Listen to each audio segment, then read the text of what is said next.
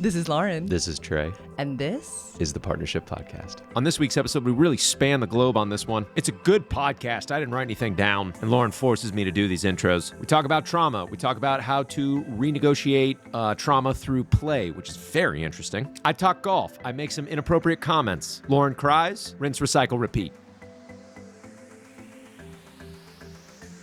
Yeah. Hey, we've both eaten a lot of bacon. Uh-huh. Never slaughtered the pig. Good morning, honey. Good morning, my lover. Morning, babe. Happy 7 a.m. Happy Easter. Anytime I wear a pastel color, am I now going to get called Happy Easter? Are you wearing pastel? I don't know. Why'd you say Happy Easter? I say stupid shit on this constantly. Okay. Let's just start again. Good morning. It's not going to happen. Listen, I know you well enough. Good morning, babe. I know that my comments will still be on the episode. How you doing? Great.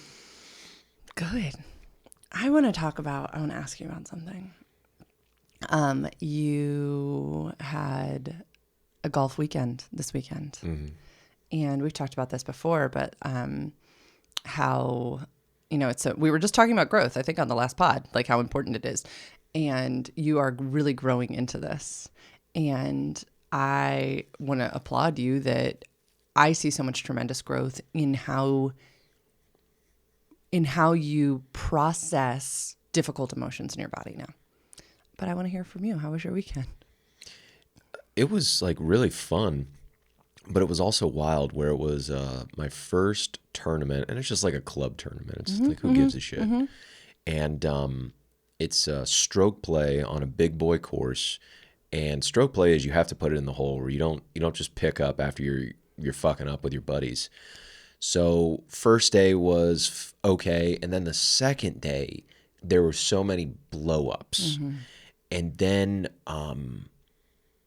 blow-ups meaning like, say you have like a par 4, I would have 9s. I had a fucking 12 on one hole, and I would go, there was one time where I went back and forth from sand to sand, and your mind goes to these places of, what are you doing here?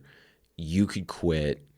You don't have these shots. You're not prepared. You're fucking stupid. I'm glad I wasn't holding up play. There was like nobody behind us watching. That would have kind of crushed me as well, where if it's like I'm slowing down the entire tournament, that would have I probably would have quit then.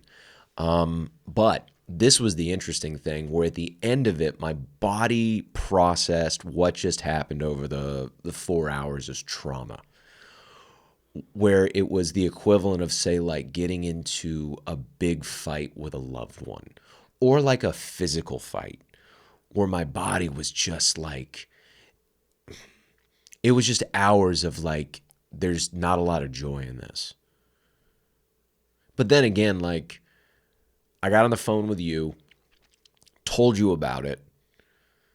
Like, you held space for me. I didn't turn you into my wet nurse. I just told you I was going to the Kroger. Shout out to the good people at the Kroger. Got some candy. Let it process through, hit the meditation. And then Monday morning, I was like, fuck it, I'd do that again. Because those dog shit scores, I could beat those dog shit scores. And it's like, I can fix this. I can fix this. It goes from, I talk to coach, and it goes from like, why do I do this? To like, oh, we could tighten this up. So I do it again. And then I was out there on Monday. So it's great. I fucking love golf. Like, am I ready to play on TV? Oh, no. No. But that's the fun of it. So, but I fucking love golf. But it will rock salt you in the face, that game. And then it's like, then it comes down to like, then it also went like, okay, you have to master your mind. Because this isn't trauma. Right. You just don't have these shots. I don't have like a 30-yard bunker shot. I do now. I went and practiced that. That's the part of the fun of it. Mm-hmm. I didn't have it at the time. And then it's like, how do you but it is hard to compartmentalize so much shit coming at you. Yeah. What did I go to? No, that was Saturday. Oh, yeah. Interesting. Saturday after the tournament. Yeah, I went to rage. I was dealing with a car dealership and a warranty, and I mean, fuck, dude. Like, they'll take your $20,000 to $30,000 in minutes. But if you want your car serviced, I made that appointment 2 weeks in advance. They still couldn't get to me. And then they sent me like a survey of how do we do, and I just ignored it. Because all I want to do is tell them like, hey, you'll take my money as fast as you can. But it's like, I can't trust you to service my car. So I was dealing with that, and then the service department doesn't communicate with the sales department when I went and picked it up. And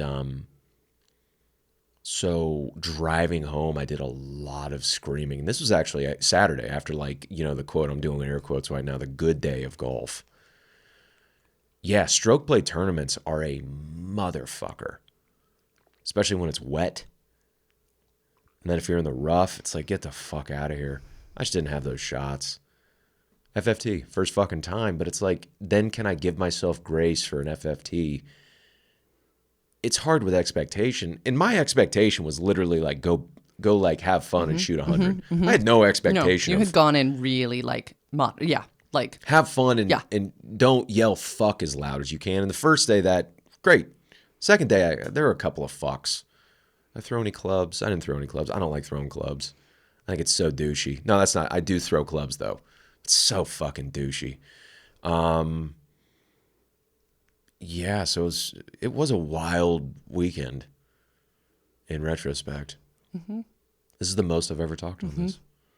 I'm really thankful. Yeah. Don't you worry, I have a big analogy. Don't you worry about to bring from your experience. Yeah, but anything else now that you're talking about it that like came back up? A lot of rage went to my mom. That was interesting. There was one time we were driving on the freeway. Did I share this last week? No.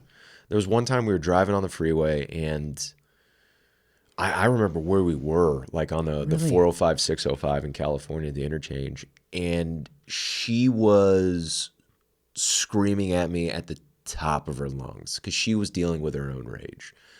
Had you done anything? I think I got into like a fight with my buddy or something. Okay. I did like little boy, like 10-year-old kid shit. But I remember her voice.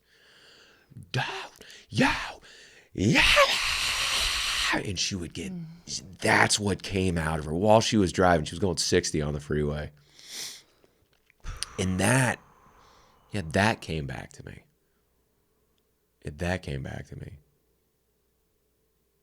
Yeah. I don't like my mom. Yeah. I say all this stuff. It's like, oh, I forgive her and all this stuff. Maybe. I fucking don't like her. Forgiveness does not equal pardoning, condoning, excusing behavior, and it does not equal reconciliation. You can forgive someone and have know that there needs to be a boundary between you and them. Forgiveness is for us so that karma is like beautiful interchange in the world, but that does not mean they are a safe person for a relationship. And then what's the difference between releasing rage and pushing it down? Because there's a lot of rage in me that came out that Saturday. Like I blew out my voice. It's still recovering. Yeah. So it's like, I mean, it was cathartic. It felt really good to scream that much. And I'm glad you did. Yeah, you keep talking. I have so many thoughts, but most of all, I'm just really proud of you. Tight. You get a partner like this, fellas, or ladies out there that also love golf, or in between. You know, whatever. We're a tolerant show, and you get a partner that is super proud of you for playing golf and screaming. That's the partner you need.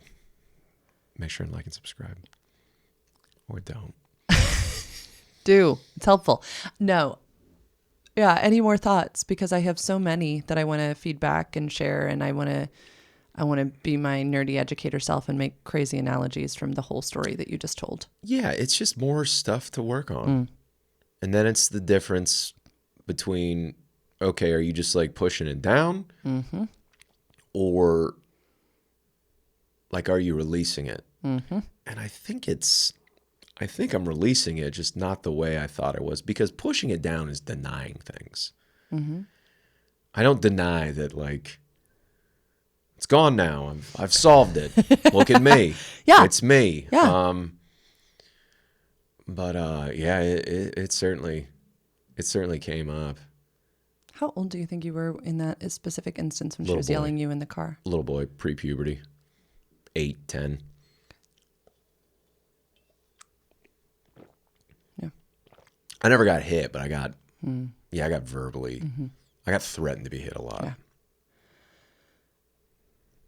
You good if I start to just riff off of everything you just said now? Try that shit now. She's like 70. Try it now. Well, okay, so let's start with this. I'm almost 40. Let's start with this. You and I were talking about classes of jiu-jitsu a couple of years ago too. Let's start with this. So I find it fascinating that this is coming up as you are trying to learn a new skill, because the majority of us have our foundational practices in learning skills in our families of origin, and came up against hard things in our families of origin. So if you had just had a fight with a friend, for instance, like gotten a little rough and tumble with a buddy, okay, your body was trying to learn something new, was trying to work something out. And then what it was met with was that response in the car, which is why, right, parenting is it is the hardest job and probably one of the most important jobs on earth, because we are literally forming the next generations of humans who will go out and then try to process their own shit someday. But so what you and I were talking about the other day is what the body tries to do is close the loop. So it will reenact these situations again and again and again and again. And I always like to, draw the parallel of you and I, we lived near Appomattox, Virginia, which is where the Civil War ended. And all the time, people dress up in their Civil War costumes and they reenact the end of the Civil War. When they do a reenactment, the ending is always the same. The South will always lose. Slavery will always be abolished. It is going to end the same. Yes, they are putting on the costumes. Yes, they are acting it out. Yes, they are trying their hardest. It's going to end the same.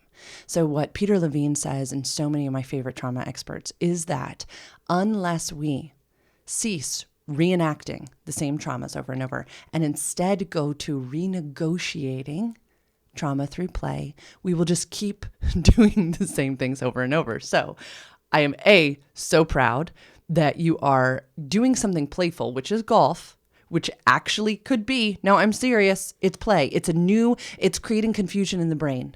It is. It's creating chaos in your brain, which is requiring you to take a different pathway. This is you going to peace and joy. This is you in real time. This is why I'm so fucking proud. I am sitting here watching. I don't do anything. Just watching. You renegotiate trauma through fucking play. That is why I'm proud. Not of golf. Not of no, great. Yay. You look cute in your golf outfits. It is watching someone say, wow, the same ending doesn't work anymore.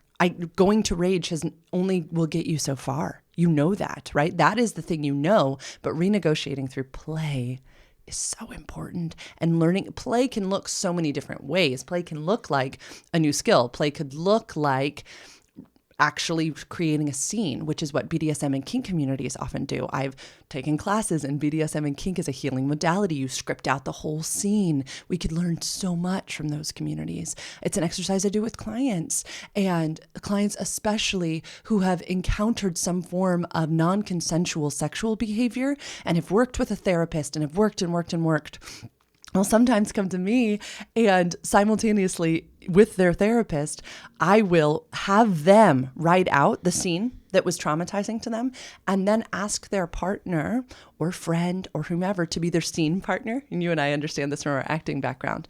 But then they will play out the scene, but then the ending changes.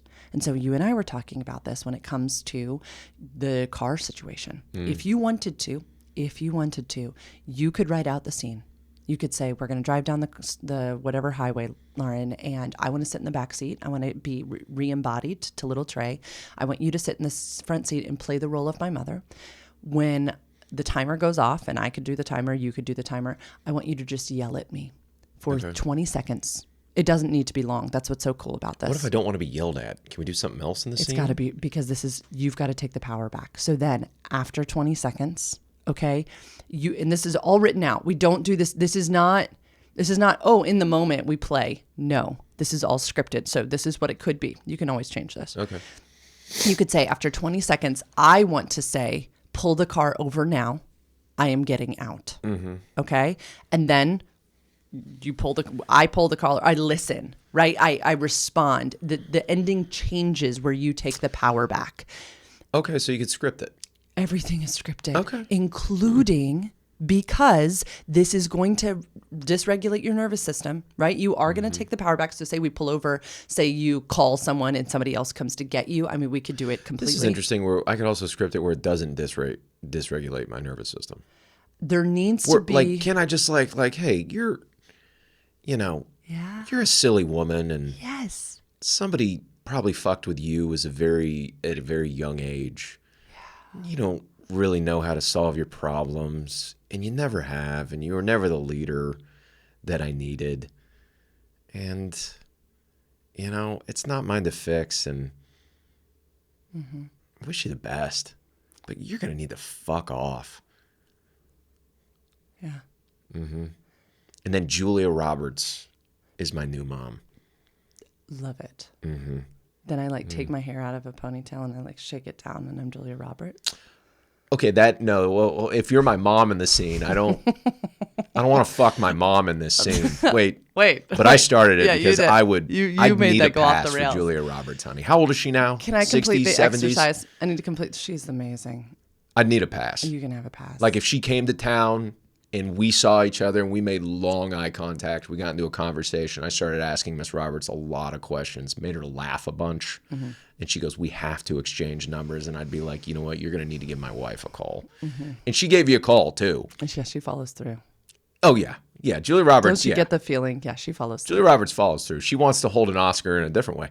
And so I would need to make love to Julia Roberts. You really got this. What does this have to do with my mom? No, you took it. Now the audience is never going to know how this exercise is supposed to be completed thanks to you. Okay, so I love that. Yes, you could calmly in the back seat say, you are a silly woman. Or pull the fucking car over. Yeah.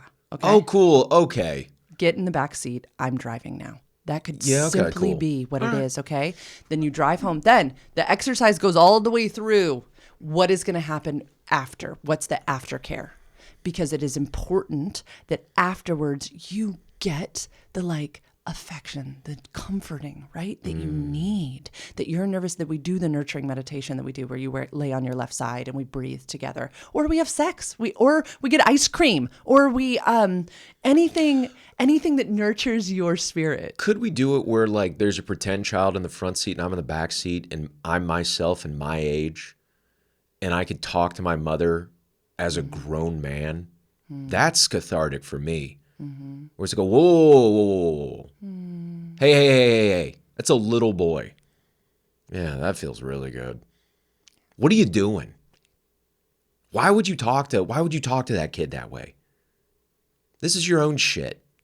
Yeah, that feels good. And then pull the car over. We're going to have a conversation. And then you need to apologize. Yeah, that would be nice. I'd like that. An indigenous people group who believes that time is not linear and that we can go back in time and take care of our little child selves with a fully formed frontal cortex, that we can go back in time and say exactly what you just said, that we can be like, no, it is not okay to speak to a child that way. I'll take it from here. Thank you. Because so many of us cannot control the narratives from our childhood, right? So many of us were trapped in spaces with a human being who is hurting, right? Hurt adults, hurt children. They're probably hurting, but yeah, they needed a rescuer, and so many of us did not have one. Yeah. Yeah. So, A, fabulous exercise. B, I encourage any of our audience members to really look at any place in their lives that they are reenacting their trauma, because our brains are so smart and they're trying to fix it. They are trying to change the ending, but without careful attention, they will just keep reenacting. So yes, there are, I highly, highly recommend Waking the Tiger by Peter Levine. Great book on trauma and healing from it, not just staying, going from surviving to thriving, going from into play, into curiosity. I'd like to try that because that's one of those moments that's burned into my memory. That moment. It's very vivid. Can we talk about the exercise we did on the bridge when you did this for me? You didn't know you were doing this, but this is what you did for me. Sure. I think early on in the start of this business, was it last year that this was starting to happen? I don't remember. We were on a bike ride. It was during like the spring or the summer. It was warm. We'll say a year ago, maybe 2. I don't remember what had come up, but in some way, people in male bodies in this community, it was after the rally when like the militia was saying things on the social media. Mm-hmm. Yeah, remember that.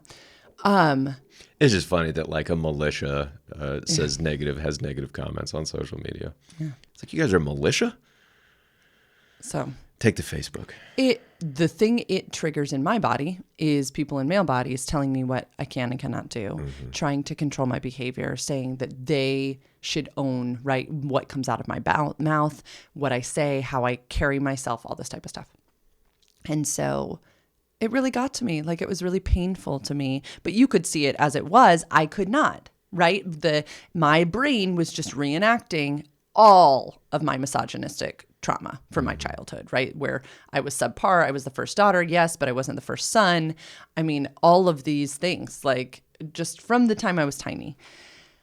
So we're on a bike ride and you've been trying to say like, babe, these people have no effect in your life, right? And I'm trying to hear you, but then we're almost to this new bridge on our bike path and you, for some reason, get in your body that you are going to go, I am a man and you cannot pass this bridge. Mm-hmm. You may not pass me. And you start pedaling faster up to the bridge and something got in my body like, fuck no, I can beat him with my long legs and I will beat him across this bridge and I will do this thing. And I breezed past you and I think like a yell came out of my belly, quickly followed by uproarious laughter. It was very funny. And something healed in my heart that day where I said, oh my goodness, it's an illusion. Those people have no control over me, just like all of those men from my past have no control over me. And we healed. We renegotiated trauma that day through a playful riding a bike across a bridge exercise. Because my body, right, it was confusion. Like, why the fuck would my husband do this, right? Why would he do that? Well, I will solve the problem. I'll ride faster, right? So my brain's like figuring out a different way. And I blasted past. I cried. I screamed. And then I laughed.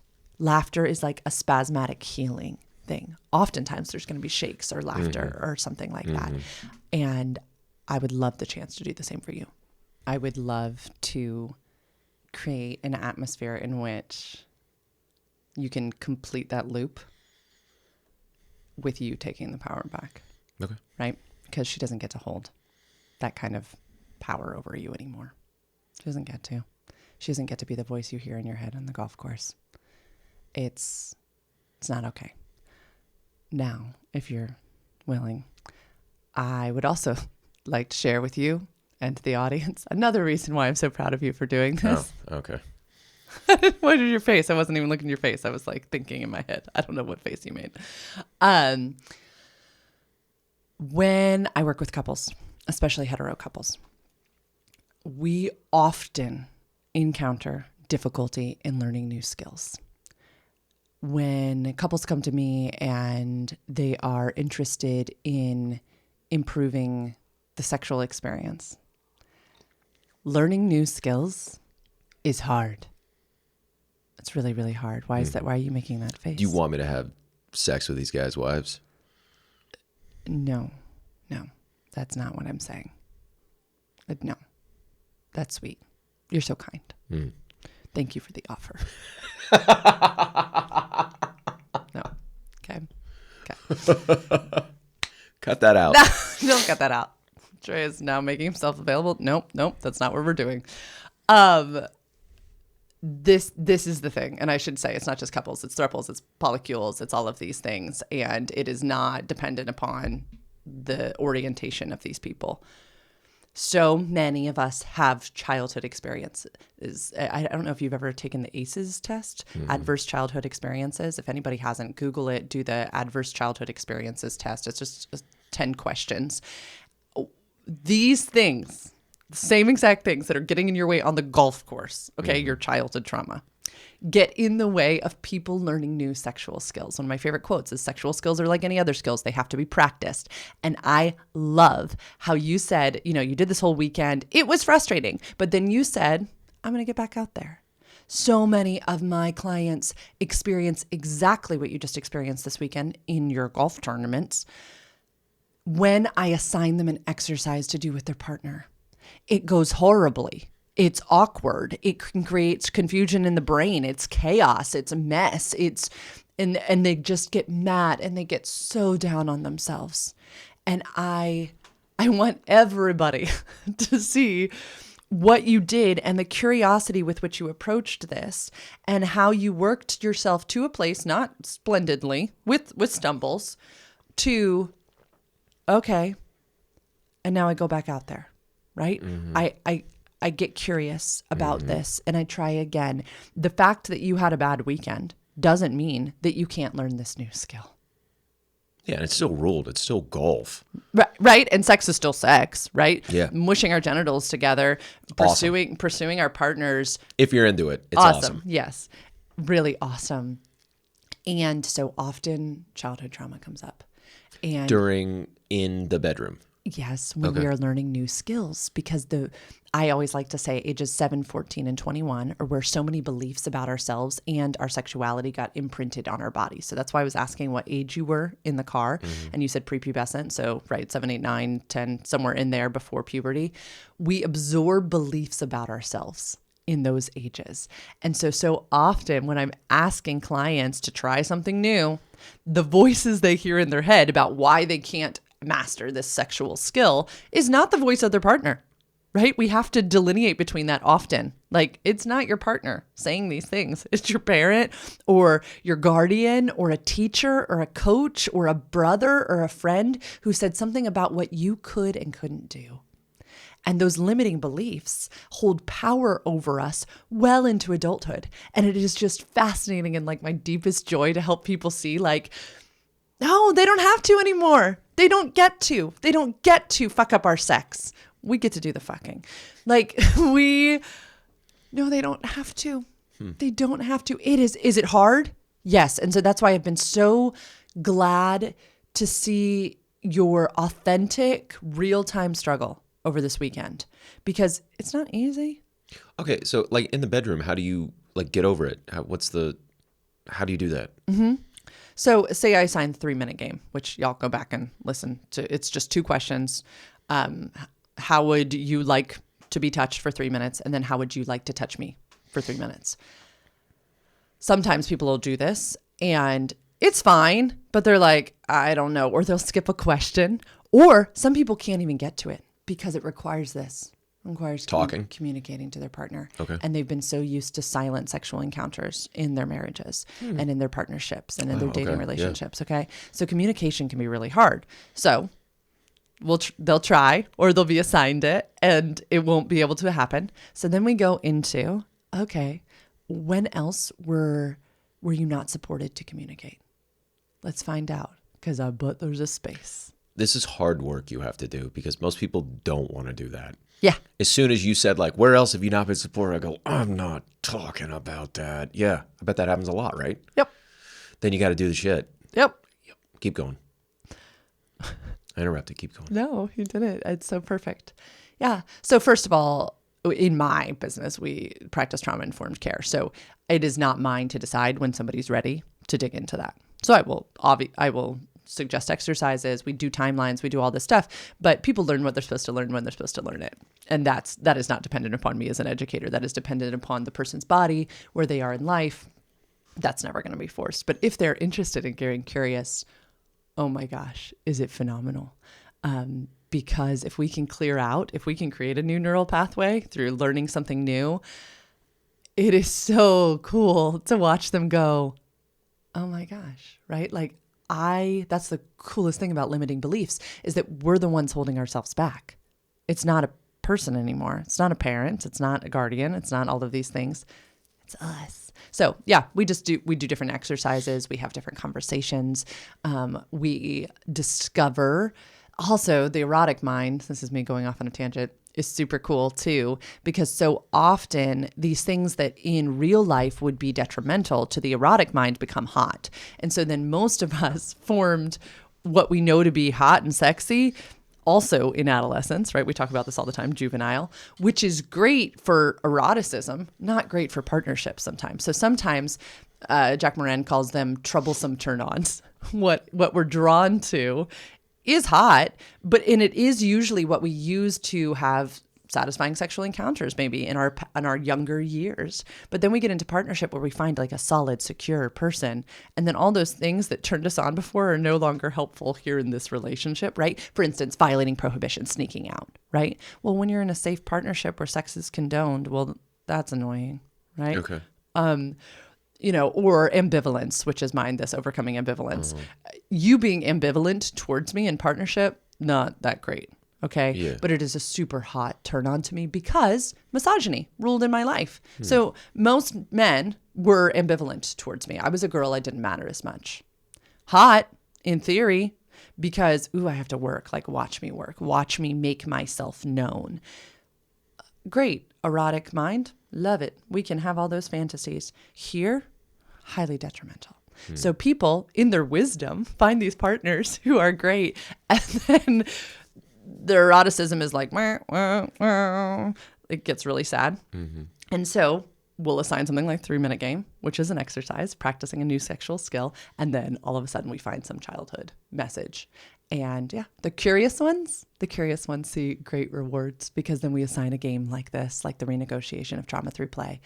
And yeah, and things change. When these blocks happen, like what's your favorite go-to exercise? Renegotiation of trauma through play. And so we will... What we were just talking about with I get in the back seat and that type of stuff. And then you script it and then you change the ending, the outcome. Got it. Okay. Because we're the storytellers. We're the authors of our adult lives. And it doesn't have to be that dramatic. It could be the bike ride thing. It could be asserting power in a different way. So I'll say like a bike ride, rock climbing, like at a local like rock gym or something where you need to take, you need to win. Mm-hmm. But every story is so different. So I would want to do that individually with everybody. But yeah, go ahead. Can I throw a hypothetical at you? Sure. Okay. Say, like a young man in his 20s, he had an affair with a married woman that was older than him. And they were sneaking around, and that was his like erotic thing in his 20s. Fast forward to the future where he's now in a stable partnership, but his erotic thing is always drawn to the sneaking and that. What's the solution to that? Right. If that's what he's drawn to, what's the solution? So that's, so fascinating. And first of all, I'd encourage anyone to read The Erotic Mind by Jack Morin, because it's so complex. It shouldn't be whittled down to just this. Number one, I think this person should have a therapist, because I like to clarify with everyone that I'm a sexually educator, and my favorite thing is to assign exercises and help the body come alive. But you need some therapy too. You need the grounding of childhood patterns, all this type of stuff. So this is not a one-stop fix. This is so many things. And so from the erotic mind perspective, I would go even deeper, and I would want to know what human needs that affair was meeting. And usually that'll go back even more to childhood, to something like they wanted affection and attention from a parent, but didn't get it. From the woman or from the man? From that man. Okay. And so the man having an affair. What if she was just hot and it was really sexy and she was a wonderful lover? Mm-hmm. What if it was one of those things? I still think she was really using him. There was something erotic. Okay. Well, if it was non-consensual and she was using him. It was consensual in this scenario. Did he want this? Yeah. Yeah. Because it was really hot. Something was erotic to him. Something made it really hot. It could have been the prohibitions. Uh-huh. It could have been the power. She's older, he's younger, he's kind of taking power back. It could have been the overcoming ambivalence. She shouldn't really be into him. or it could be this thing called longing and anticipation. And Jack Morin goes into this often, but longing fulfilled gets boring. So when we continually have an obstacle, attraction plus obstacle equals excitement, we create this unrequited fulfillment, okay? Because she's married. He can never fully have her. Esther Perel says, to love is to have, to desire is to want. And so when you put a person behind a barrier, it keeps that longing going in the body. It is so freaking hot. Okay, so then do you need to flash forward to your healthy relationship, then do you need to put barriers in your erotic fantasies and imaginations to kind of fulfill that, we'll say, kink, if that's the appropriate term? Right. So first and foremost, we need to acknowledge what it was and what is no longer wanted in the body. So with my clients, we would do push motivators, pull motivators, and anti-motivators. So somebody's got to want to change this. Like, is it creating problems in their own partnership? Is their sex life blah? Because, I mean, I swear, this is completely hypothetical. It's just that what you said made me ask this. So, yeah, maybe the guy, I'm going on the fly, maybe the guy acknowledges it like, yeah, that's not cool. Like, the sneaking around wasn't cool, but the desire was just so overwhelming. And I did like, yeah, but I didn't like that part.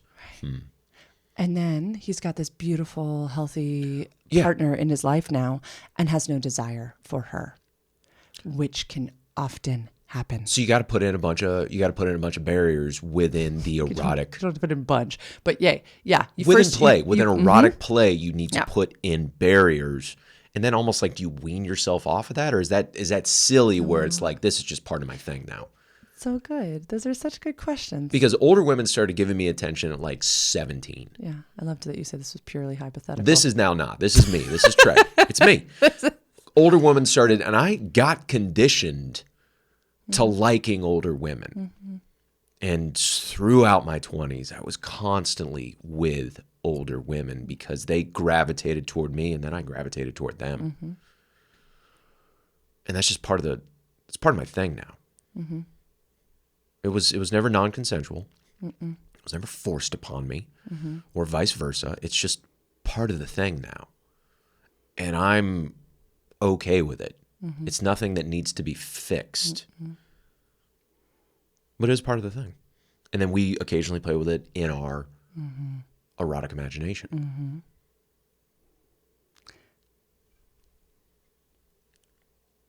I'm sure the audience is picking up on the same things I am. Because earlier we were talking about mother wounds. Okay? Yeah. Yeah. Oh, fuck. Does this have to do with my mom? This is disgusting now. Yeah. Ew. It does. Listen, it's not an ew. It's a hey, thanks, body, for healing my pain through pleasure. Way to go, body, for knowing. Oh, it's like I can satisfy these women. It's still gross. It is, but hey, it's not something to be ashamed of. No, I'm not ashamed. But it's just like, fuck. Why is it like fuck? Because it's associating like, fucking with my mom. It's just associating those two things. It's like water and oil. Should you have had nurturance when you were a child? And I did. She loved me, but I don't know if she liked me very much. Right. We've talked about cathexis on this podcast before. She provided a roof over your head. She got you into opportunities. Cathexis is doing what's right. Right? Doing your duty. Investing emotional and care into this person. You're going to be successful. Yeah. No, she provided a lot of cathexis for you. We're trying to change the way we use love in this house to make sure that it is clearly what it is. So yeah, I'm not that little connection that you just made. Yeah. I've always been waiting for you to make it. So this was cool. Disgusting. This was a real-time discovery. It's disgusting. But it could be.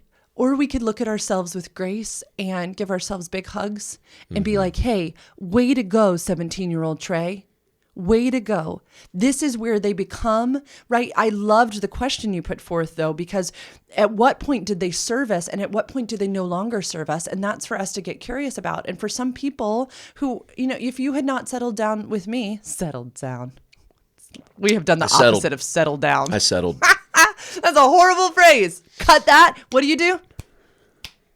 I can't even snap. Cut it out. You can snap. You snapped many times just then. Many times. They were like, they fell flat. You could have never chosen partnership And so it could have never come up. And that would be fine too, as long as your interactions were consensual and life-giving and all those types of things. Others enriching, joyful, fulfilling, blah, blah, blah. Where it would become a problem is if you were in this satisfying partnership with me, and then all of a sudden you were like, I don't even want her anymore. I'm just looking at every stunning woman over 50 in this town, and I want to start having secret affairs on the side while this person that I've chosen is wonderful and she's doing everything she's supposed to for me, and where she's providing partnership. And that's where it becomes a problem, is something like that. Or erectile dysfunction, which so many times people feel so shameful for, and they should not. It is a very common outcome of, oh, wait a second, no longer is the thing that was turning me on a thing I want to enjoy. Some people will literally say, I don't want to do that anymore. They will reach a developmental age where they're, I mean, it's kind of like you chose me, I think. I didn't like trap you. Settled. Keep going. And so they'll go, wait a second, what's going on with me? Am I broken? And no, we're not broken. That is not a loving way to look. That is not full of self-compassion. Let's instead get curious and then like go, yeah, way to go, self, for meeting those human needs through pleasure and play. Now let's figure out, right, how to, inside of our own partnerships, absolutely, first heal some stuff, right? Get some therapy, address those human needs that weren't getting met, and then work with someone like a sexuality educator or a somatic instructor to, to figure out ways to incorporate your erotic turn-ons, your core erotic themes, inside of your partnerships. Create some some obstacles, right? Play with creative fantasies, all these types of things. You asked a great question though of, are we going to need to use those things forever? And the answer is maybe, but most likely not. What we can do is we can use them as, I've been watching a lot of gymnastics recently. And what's the thing they bounce up onto to get on like the balance beam sometimes? The like springboard? Yeah, springboard. Is it literally called a springboard? I think so. Okay. We can use them as a springboard. Okay. So if we are taking responsibility for our sexual selves, and I work with clients on this all the time, maybe that means we read some erotic fiction before an encounter with our partner to get our minds in a sexy space. Esther Perel calls it the red light district. We go to our red light district, but we don't keep it secret. We talk to our partners about this, and then we incorporate it, or we could share a sexual fantasy. That's very risky. So you can work with somebody to do that. But we use it as a springboard. And what we find, again, through healing the body through play, is that as we start to have these really hot sexual encounters with our own partners, those start to replace, we talked about peak sexual encounters before, right? Our favorite sexual encounters. Well, all of a sudden, shocker, when we're having these great sexual encounters with our real life partners who we love, right? And yeah, we incorporated some like obstacles. We had sex in the back of a car in a parking lot, right? Because we know that turns us on. Well, then all of a sudden, sex in the back of a car with our own partner in a safe place where we won't exposing ourselves becomes the thing that we're giggling about. Yeah. Our partners. So look at us. We're creating new peak sexual encounters. And then we get to heal each other in partnership, which I think is the coolest thing in the fucking world. And then the wonderful thing about fantasy, like all the fantasy goes away, and then you're just back with your person. Yeah, and that's Dr. Joli Hamilton's term, creative monogamy. Yeah, you can just create this wonderful scenario in your mind, and then it all goes away. You don't have to work the logistics on it. Right. We are human beings who crave adventure and risk. Yeah. And there's nothing wrong with that. Yeah, and if you want to have an affair, you could do it with your partner. If that's a safe place where you can talk like to your partner, you can create that fantasy. It's very risky. But I mean, if you have the tools where that's a safe thing, and it's extremely satisfying to play within the fantasy space with your consenting monogamous partner. So do the reading. You know, obviously I would adore working with people on this because it's it has been so healing to me as a person whose sexuality was controlled for decades to realize that, nope, I'm in control of this and I can channel it where I want it to go. And yeah, but there are amazing books out there. Highly recommend The Erotic Mind by Jack Morin. Highly recommend what we were talking about earlier, Waking the Tiger by Peter Levine, to talk about renegotiating of trauma. Esther Perel's work, Mating in Captivity, also beautiful because she talks about this, the fact that, you know, we have red light districts and we need to embrace the erotic, or else this thing that we've all contrived, these long-term partnerships, are eventually going to bore us out of our minds. And I don't know. Yeah, it's difficult to look at our childhood trauma and be like, oh my gosh, that's the thing in my head. But it's much nicer to do that than to point our fingers at our partners and say, you're the problem. Yeah. I really appreciate I hear you. that you're going internal and figuring all this out, right? It's your mom's voice that you hear in the golf course with all of these things, right? You were raging against her in the car, but the same thing could work for sex. If you were speaking to me saying, I'm no longer attracted to you, I'm only attracted to women of this age, that could feel very much like, oh. So when we start to unpack, oh, babe, it has nothing to do with you, it has to do with this thing, then it's like, ooh, we're partners and we get to like link arm in arm and attack this together. And that is my favorite moment, when my partners look, the people I work with, like look at each other and go, oh my goodness, it's not me. And the other one goes, it's not me. And then they just look at me and they're like, oh, we can do this together. Yeah. Like together we can get really creative. We can play these games together to help heal each other. And then, I mean, I have goosebumps all over my body. That's how you fucking podcast. It's the coolest That's thing. how you do it. It's the coolest thing. So anyway, you good? Can we wrap up here? First and foremost, these are opinions. Yes, I went to the Institute for Sexuality Education and Enlightenment, but I was taught by other people's opinions. Any form of education is someone's learned experience and their opinions. We encourage you to form your own opinions. We encourage you to do your own research. We discussed a lot of different like healing modalities today. They're not right for everybody. They're really not. And that is beautiful. And I am not everybody's cup of tea. Trey is definitely not everybody's cup of tea. Okay. So like, go find your own tea. This is not a how-to podcast. This is a how we podcast. I hope it is helpful. If you want additional resources, if you're like, Lauren, those sounded great, but not like me, do you have more resources? Yes. Please let me know. You can always go to sexedforyou.com, click the contact form on there. If you'd like to chat about what could this look like in your partnerships, do sexedforyou.com/free consult. Thank you for listening to this podcast. Yes, like and subscribe. As Trey always says, don't do that, but do that because it helps other people hear these conversations.